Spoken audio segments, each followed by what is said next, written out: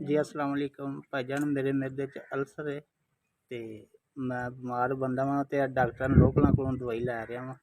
ते ये अपना कोई गुजारे मुताबिक दवाई दिंदे ने, जिहड़ी महंगी दिंदे ने, वो मैं नहीं लै पांदा हैगा ते बाकी गुजारे मुताबिक जिहड़ी थोड़े पैसे दी हुंदी ओह ले लैना, महंगी नहीं लै सकदा हैगा। 4 मेरे बच्चे ने ते एक मेरी बेगम है ते मैं 6 जी हां असीं टोटल। किराए दा घर हैगा ते मेरे नाल दी भी नहीं ठीक हैगी, मैं भी नहीं ठीक हैगा ते नहीं इल्जाम चल रहा ते माफी ठीक है। पढ़न काला जरकान है,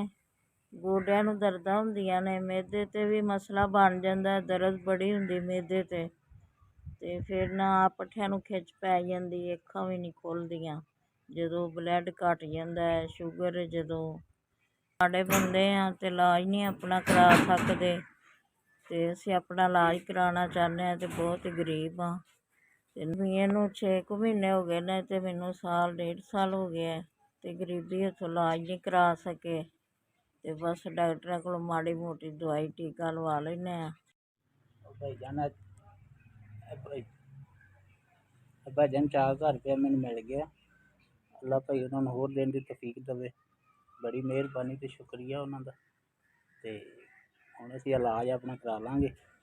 ते भाई असीं बड़े शुक्रियादार उन्होंने ते ठीक है भाईजान, पैसे मिल गए ने, अल्लाह भाई उन्होंने तंदरुस्ती देवे ते खुश रहन, आबाद रहन ते होर दिन दी उन्होंने तौफीक देवे माड़े बंदे नूं ते जो भी ਉਹਨਾਂ ਦੀ ਸਾਡੀ ਮਦਦ ਕੀਤੀ ਹੈ। ਅੱਲਾ ਮੀਆਂ ਤੁਹਾਨੂੰ ਸਿਹਤ ਦੇਵੇ, ਤੁਹਾਡੇ ਬੱਚੇ ਜੀਣ ਭਲਾ ਹੋਵੇ। ਸਾਨੂੰ ਪੈਸੇ ਮਿਲ ਗਏ ਨੇ, ਹੁਣ ਅਸੀਂ ਆਪਣੀ ਦਵਾਈ ਲੈ ਆਵਾਂਗੇ, ਹੁਣ ਸਾਨੂੰ ਆਰਾਮ ਆ ਜਾਏਗਾ।